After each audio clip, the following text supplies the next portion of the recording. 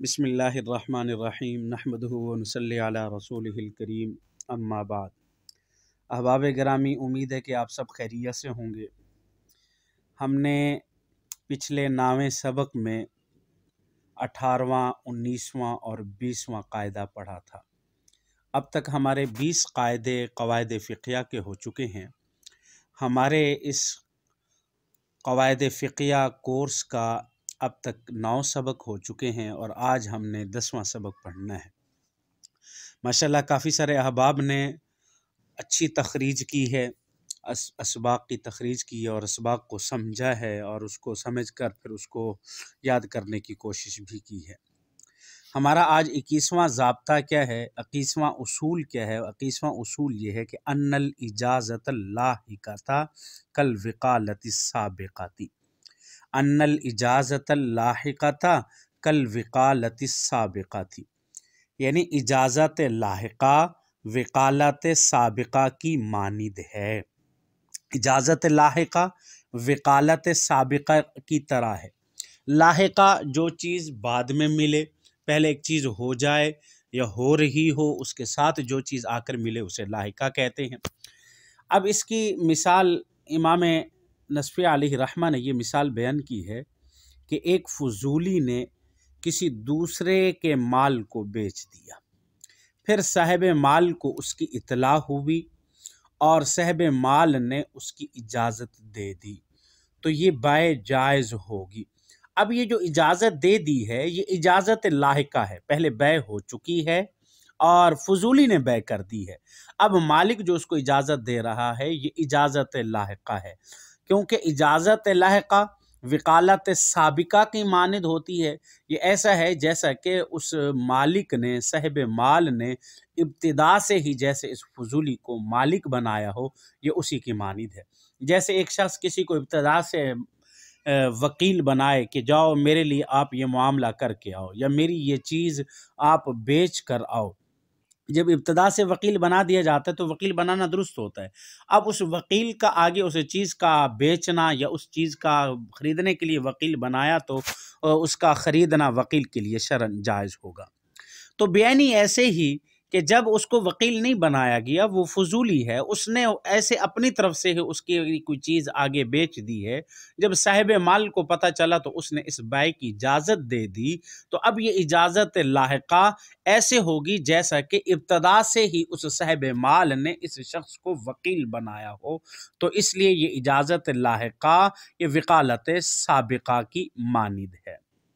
एक मिसाल इसकी और भी है, इसी की एक मिसाल फतावा कादी खान ने दी है। वो मिसाल ये है कि एक शख्स ने दूसरे की बकरी उसकी इजाज़त के बगैर 1000 रुपये में फ़रोख्त कर दी। एक शख्स ने दूसरे की बकरी उसकी इजाज़त के बगैर 1000 रुपये में फ़रोख्त कर दी। बाद में असल मालिक ने उस बै की इजाज़त दे दी, तो ये बै दुरुस्त हो जाएगी। क्यों? इसलिए कि इजाज़त लाहिक़ा वकालत साबिक़ा की तरह होती है। ये इजाज़त गोया के लायक भी है, पहले उसने उसको वकील नहीं बनाया था, वकील उसने बाद में बनाया है। तो जब वकील उसने बाद में बनाया है तो अब बाद में वकील बनाने के साथ अब इसकी इजाज़त दुरुस्त हो जाएगी।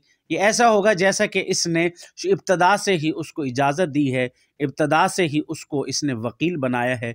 जैसे इब्तिदा से किसी को कोई शख्स वकील बनाए तो उसके वकील बनाने के साथ उसका वकील का आगे ख़रीदो फ़रोख्त करना, आगे उसकी बै करना, ये शरअन जायज़ होता है। तो इसी तरीके से फ़रमाया कि इजाज़त लाहिक़ा भी ये वकालत साबिक़ा की तरह होती है। अब आगे इसके बाद अगला 22वां जो ज़ाबिता है वो ये है कि अल अस्ल अन्नल वुजूदा फ़ी हालति तवक़्क़ुफ़ी का वुजूद कल वुजूदी फ़ी अस्लिही। अल अस्ल अन्नल वुजूदा फ़ी हालति तवक़्क़ुफ़ी कल वुजूदी फ़ी अस्लिही, यानी उसूल ये है, ज़ाब्ता ये है कि मौजूद बहालत तवक़्क़ुफ़, मौजूद बहालत तवक़्क़ुफ़ ऐसा ही है जैसे मौजूद फ़िल असल हो। अब इसके बारे में देखिए ज़रा, इमाम नसफ़ी अलैहि रहमा भी यहाँ एक मिसाल ज़िक्र करते हैं। वो आसान सी मिसाल है, इसको समझ लीजिए।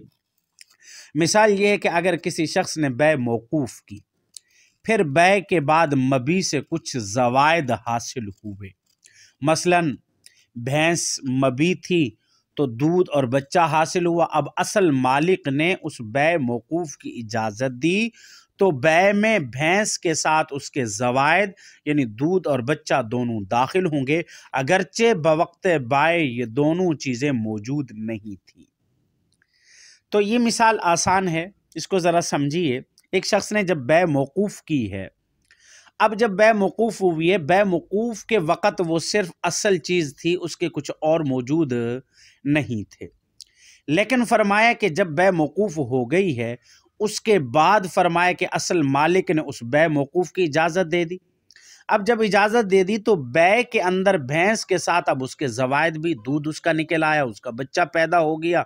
तो अब ये ऐसे होंगे जैसा कि ये असल के वक़्त मौजूद थे, यानी जब इब्तदा में बै हो रही थी, ये उस वक़्त मौजूद मौकूफ़ ये मौजूद थे, ये बिल्कुल ऐसे ही हो जाएगा। यानी बहालत तवक्कुफ़ ऐसा ही है जैसा कि ये मौजूद फिल असल हो। अब इसके अंदर एक चीज़ ज़रा समझने की है कि जब बै तवक्कुफ़ की जाती है, मिसाल के तौर पर एक शख्स कहता है कि मैं आपसे ये चीज़, ये भैंस आपसे बेच रहा हूँ, मैं आपसे ये भैंस बेचना चाहता हूँ, लेकिन ये है कि इसमें मेरे शरीक का भी कुछ हिस्सा है, मैं अपने शरीक से पहले इजाज़त ले लूँ। ये तवक्कुफ़ है, शरीक की इजाज़त पर मौकूफ़ है। अब फरमाए कि उस वक़्त तक तो वो सिर्फ भैंस ही थी, उसके ज़वायद, उसके मुताल्लिक़ात उसके साथ नहीं थे। लेकिन जब उसके शरीक ने उसको इजाज़त दे दी तो अब उसके वक़्त उसमें उसका दूध भी पाया गया, उसका बच्चा भी हो गया। तो अब इस सूरत में ऐसा होगा जैसा कि ये ज़वायद बिल्कुल असल में थे, यानी इब्तदा में ही जब बै की जा रही थी, ये इब्तदा से, बुनियाद से ही ये ज़वायद उसमें, अगरचे उसका ज़िक्र नहीं किया गया, ये उस बै के अंदर ज़वायद खुद ब खुद उसमें शामिल हो जाएंगे, अगरचे इनका ज़िक्र ना किया गया हो। ये 22वां ज़ाब्ता था। आगे 23वां ज़ाब्ता है। 23वां ज़ाब्ता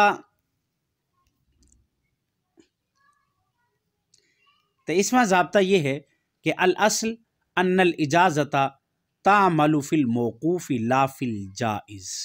23वां ज़ाब्ता ये है कि अल असल अन्नल इजाज़ता तामलु फिल मौकूफ़ी ला फिल जायज़, यानी इजाज़त मौकूफ़ में कारगर होती है ना कि जायज़ में।